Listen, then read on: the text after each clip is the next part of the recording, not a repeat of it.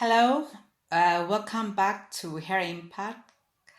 My name is Cassandra Hileos. I am the host, and today we're gonna talk about 7 ways to teach your child to become protective for the environment. So yesterday in Cyprus, we had this campaign. It's called Let's Do It Cyprus, which a lot of volunteers gather creating groups, and they organize cleanups or across the island.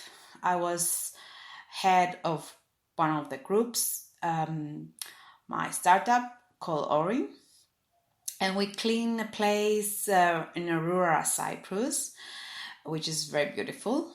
And now it's more beautiful because we clean it up. So in our group, there were several children. Actually, in our group, it was a community, a village, and most of the volunteers were children.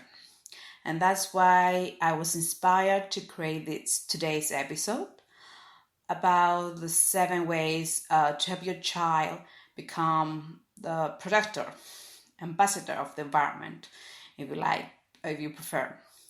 So number one is actually for them to understand not to litter, and this kind of cleanups events, I think, helps the children to understand that the importance not to drop whatever they hold in their hands in the ground. And in these campaigns, you can organize, you can join a group, but also you can actually create your own. You don't need to be big campaign. Your family can go and clean up a beach or your favorite place where you go hiking. This will be a lesson for the children not to litter. The second, I believe, is one of the most important, is to learn about the 3 R's and the hierarchy of each one. So it goes reduce, and then reuse, and then recycle. And I understand that most people are focusing their education about recycle, but actually the focus should be reduce. So if you reduce your waste, then you have much ways to recycle.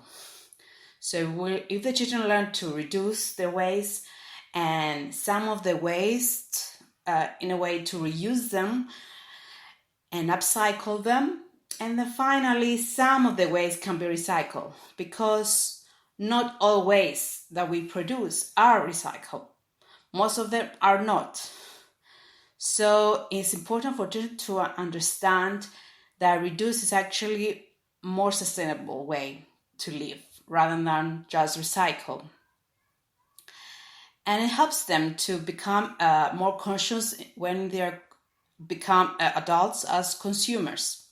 So they buy less things, the things that they don't need them, or they don't actually, they need them, but they can change and make better choices for the products they want. The third, I'll say gardening.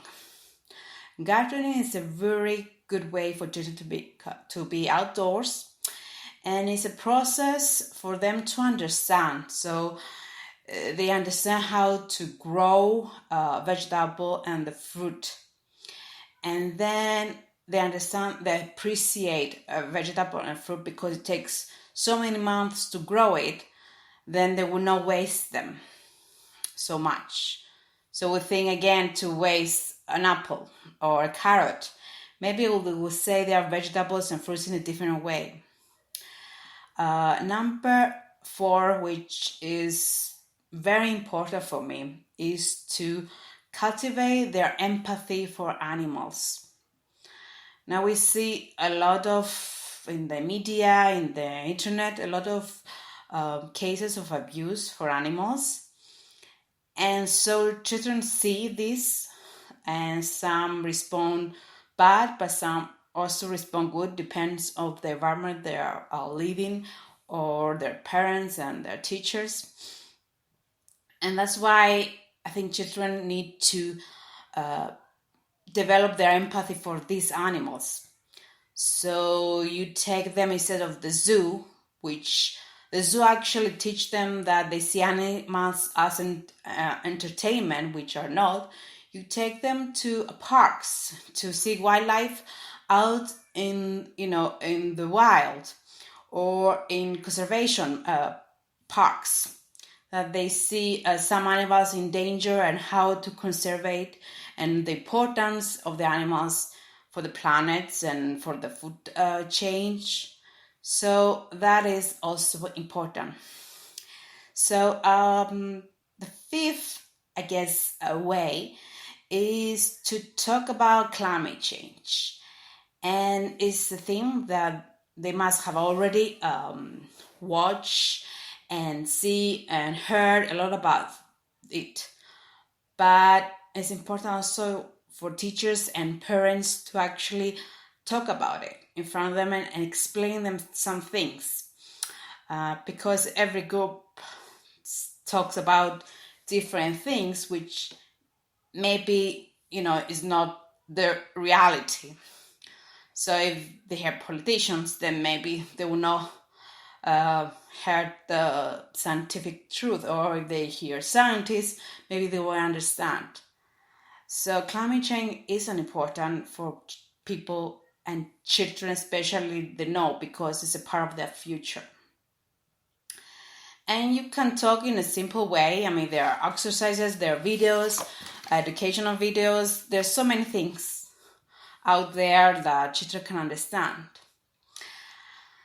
Number 6, I would say it's important to them to see the ways to save water and electricity.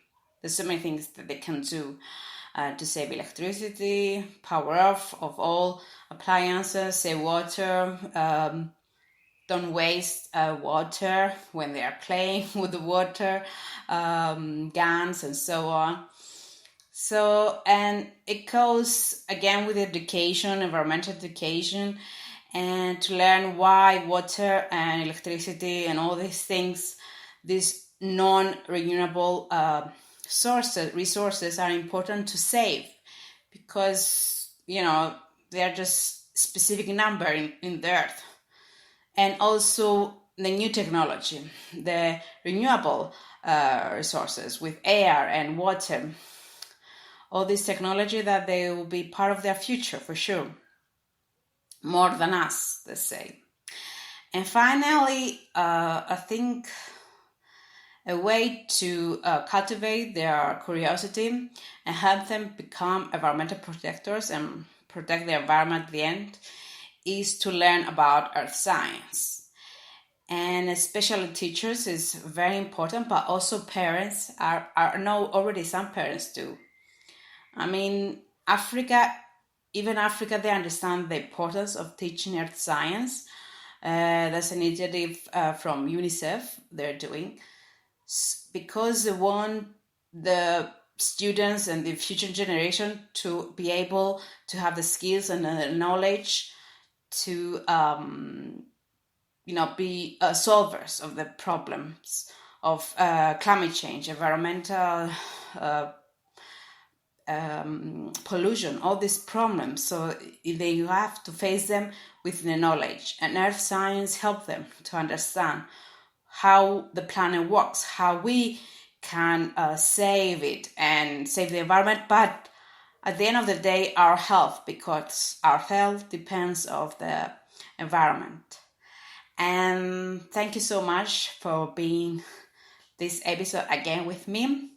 Make knowledge your superpower, and I'll see you to the next episode of Her Impact.